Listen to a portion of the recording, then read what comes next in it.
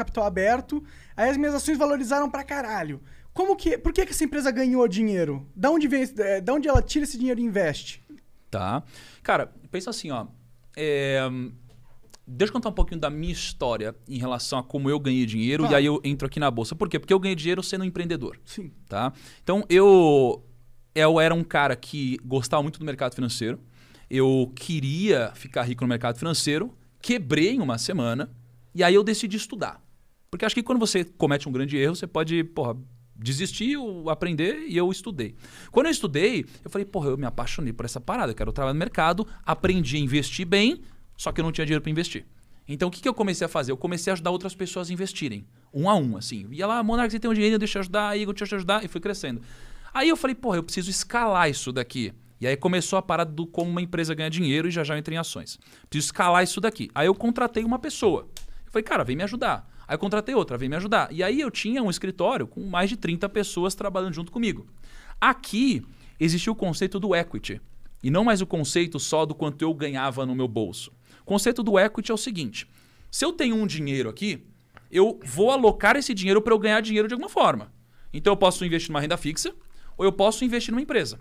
Quando eu invisto numa empresa, eu vou pensar, eu vou investir 100 mil reais nessa empresa, porque essa empresa vai crescer e eu vou receber parte do lucro.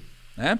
E aí, quando eu tinha aquela empresa, eu preciso entender qual é o valor da minha empresa. Qual que é o valor de uma empresa? É a soma da geração de caixa dela no longo prazo. Só que aí você traz todo esse fluxo futuro ao preço de hoje. Entendi. E aí, eu peguei essa empresa e eu vendi essa empresa. Então, eu vendi o fluxo futuro para outros investidores.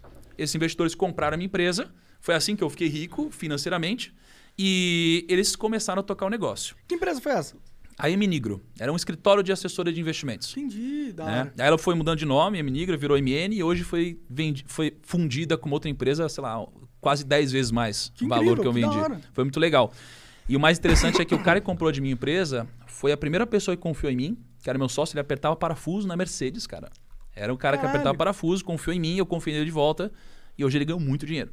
Né? E é um cara que, fez muito dinheiro. Fez muito dinheiro, exatamente. Ele criou riqueza. E aí, como que a gente, então, ganha dinheiro na Bolsa de Valores? Faz dinheiro. Como que a gente faz dinheiro na Bolsa de Valores? Exatamente. Uma empresa, se ela vale R$1 milhão, se ela aumenta o lucro dela, os investidores, eles acreditam que essa empresa vale mais. Então, o preço das ações dela aumentam também. Então, o seu equity nessa empresa aumenta. O quanto você, como investidor, tem dinheiro, aumenta. A empresa não vai ganhar mais dinheiro se as ações dela subirem.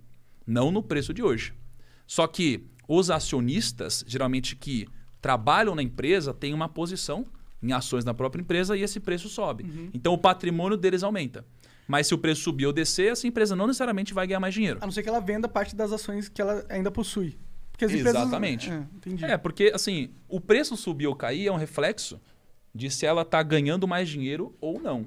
Entendeu? Então não necessariamente o preço subir faz ela ganhar mais dinheiro ou menos. É exatamente ao contrário. A empresa tem mais lucro, aumenta o preço das ações, né? Mas porque imagino que aí os sócios vão ter mais resistência em vender, porque eles estão ganhando mais dinheiro também. E aí isso ajuda a subir o preço, será? Cara, um pouco. Mas tem uma coisa que as empresas fazem que é o seguinte. Se a empresa acha que as ações dela estão muito baratas, ela faz um buyback. Então ela pega o buyback ali.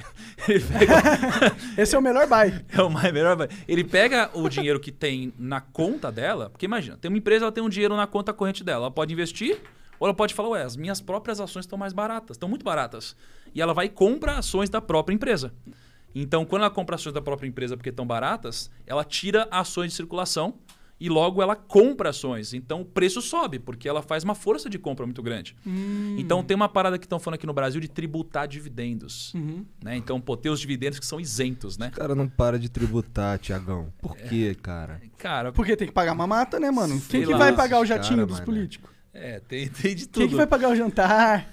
Então, a lagostinha? Só que aí a parada é assim, talvez isso não resolva, porque se eles começarem a tributar o lucro, as empresas vão distribuir menos lucro e vão usar esse caixa para recomprar as próprias ações. Ou seja, tudo que esses caras inventam tem como a gente sair, cara.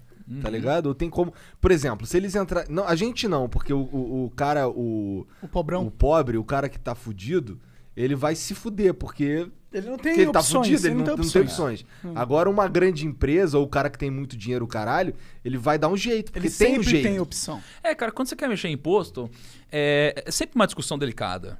Mas assim, geralmente, quem tem mais condições não é tão impactado quanto as pessoas gostaram que fosse. Porque o cara tem mais condições e ele fala, tá bom, então vocês vão querer fazer isso aqui, eu vou e mudo de país. Então assim, você teve o Saverin do Facebook, né? Se eu não me engano, tem uma história de que o cara ganhou muito dinheiro. Aí ele falou, vocês vão me tributar tudo isso aqui? Ele foi lá e levou para outro país, entendeu? Então assim, se você começa a ter um país que não é atrativo para quem tem muito dinheiro, esses caras vão levar essa riqueza para outro lugar e vão trabalhar em outro lugar. É uma burrice, porque se esse cara continua aqui e reinveste essa grana, ele gera mais emprego, ele gera mais riqueza, gera mais muita coisa. Na minha opinião, as empresas elas não deviam ser taxadas em nenhum momento. Não tem imposto. Não tem imposto. O único imposto é renda. Tá ligado? Lucrou, a empresa lucrou, dividiu lucro, tipo, fez renda pras pessoas, tem aí um imposto. Mas produto, comércio, empresas, eu não acho que... Porque eu acho que todos os impostos ali, eles causam uma distorção no mercado que não é positiva pro mercado. Cara, eu não tenho, assim... Eu reflito muito sobre isso, eu não tenho uma resposta na minha cabeça ainda, mas o que eu acho é o seguinte. Qualquer coisa que dificulte a vida do empreendedor, cara, vai jogar contra todo mundo, especialmente contra a classe mais pobre. Exatamente. Velho. Sabe? O empreendedor pode ser um cara malvadão, mas geralmente, para ele crescer, ele precisa ter muita gente crescendo junto não também. Não importa a índole do cara, riqueza, uma empresa né? ela tem que ser útil, né? Pra crescer. E o próprio mercado vai punir uma empresa que não for útil. Então, se a empresa não agregar valor, não for bom, não tiver um produto bom e não for boa para os funcionários e para ninguém, cara, ela deixa de existir em algum momento. O mercado faz esse filtro, né? Ele deleta essas empresas do mapa. Então, geralmente, quem se ferra não são os caras que têm dinheiro. Aqui não tem dinheiro, né? Sim, com certeza. Já aconteceu isso, por exemplo, quando tinha aquela...